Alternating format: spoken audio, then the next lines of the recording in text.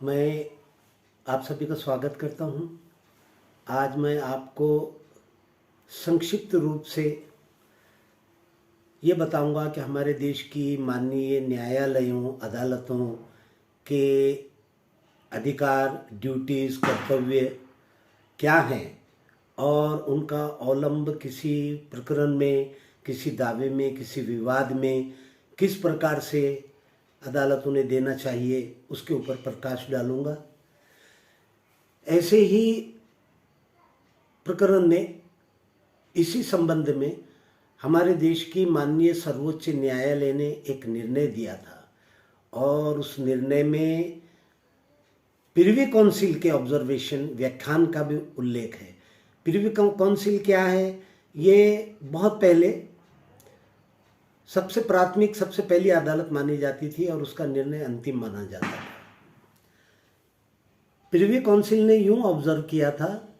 कि अगर कोई अदालत, कोई माननीय न्यायालय, सक्षम समझिए कि सक्षम दीवानी न्यायालय, किसी वाद के, किसी प्रकरण के निर्णय देते समय अपनी ड्यूटीज पूरी नहीं कर पाता, कोई अदालत पूरी नहीं कर पाती है, या यूं कहिए कि जो अधिकार कोड ऑफ सिविल प्रोसीजर यानी दीवानी प्रक्रिया संहिता के तहत उस अदालत को दिए गए हैं, उनका पूर्ण रूप से, अपने अधिकारों का पूर्ण रूप से उपयोग नहीं करता है या अदालत नहीं करती है और कोई निर्णय देती है, तो वो निर्णय, वो फैसला इलीगैलिटी कहलाएगा। यानी कि वो निर्णय देते वक्त अदालत ने अपने खुद के अधिकारों का पूर्ण रूप से उपयोग नहीं किया या कानून की गलती की गई,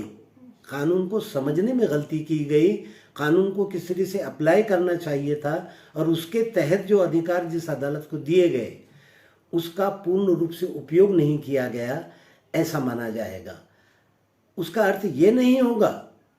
कि उस माननीय दीवानी न्यायालय को वो केस चलाने में या उसमें निर्णय देने का अधिकार ही नहीं था, जुरिडिक्शन ही नहीं था, ऐसा नहीं माना जाएगा। उसको सिर्फ कानून के समझने की गलती माना जाएगा और इस प्रकार की गलती, इस प्रकार की चूक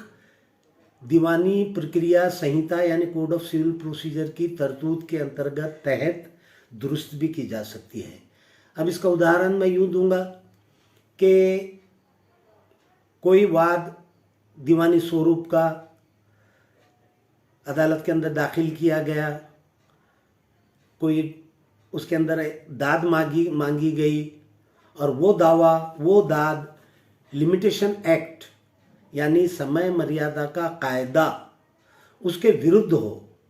या लिमिटेशन एक्ट ने, समय मर्यादा के कायदे ने जो मर्यादा, जो मुद्दत, जो टाइम लिमिट जो तय कर दिए है, उसके अंदर रहते हुए वो दावा दाखिल अगर नहीं किया गया, यानी वो मुद्दत, वो टाइम लिमिट गुजर जाने के बाद दाखिल किया गया, तो ऐसा दावा एक तो दाखिल ही नहीं होगा और अगर दाखिल कर दिया गया तो उसे मंजूर नहीं किया जा सकता, वो डिक्री नहीं हो सकता। लेकिन ऐसा होते हुए भी कोई माननीय सक्षम दीवानी न्यायालय ने समय मर्यादा के बाहर गए हुए ऐसे किसी प्रकार के दावे को मंजूर कर दिया, डिक्री कर दिया, तो वो इलीगैलिटी कहलाएगी और उसे दुरुस्त भी किया जा सकेगा, लेकिन उसके लिए अपील दाखिल करना होगी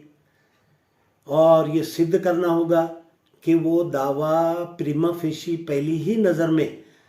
लिमिटेशन एक्ट की टाइम लिमिट यानी समय मर्यादा के बाहर था, उसके विरुद्ध था, ये सिद्ध करना होगा और ऐसा दावा, ऐसी डिग्री ये रद्द भी की जा सकेगी अगर वो साबित कर दिया जाए कि ये टाइम लिमिट के बाहर थी, लिमिटेशन एक्ट के खिलाफ थी। अब यहाँ सवाल ये पैदा होता है कि लिमिट क्या है किसी भी दावे की, लिमिटेशन एक्ट कब और कैसे एप्लीकेबल होगा, उसकी मुद्दत, कितनी टाइम लिमिट के अंदर दावा दाखिल किया जाना चाहिए, दाद मांगना चाहिए, तो उसके लिए दावे के स्वरूप को देखना होगा। उसके अंदर जो दाद मांगी जा रही है, जो इंसाफ, जो हक जो तलब किया जा रहा है, उसका स्वरूप क्या है, उसका प्रकार क्या है, उसको देखते हुए उसकी समय मर्यादा तय होती है। कुछ दावे कुछ दाद ऐसी होती हैं कि जिसमें टाइम लिमिट जो है, समय मर्यादा 12 बरस है, कहीं 3 बरस है, कहीं 1 बरस भी है, और कहीं किसी का कब्जा चले जाने की सूरत में कुछ महीने भी है। इस प्रकार से उसकी मर्यादा तय की जाती है। और ये समय मर्यादा की जो तरतूद है, लिमिटेशन एक्ट यानी समय मर्यादा का जो कायदा है, उसके सेक्शन यानी कलम 3 में दी गई है। ये बात जहन में रखें। धन्यवाद।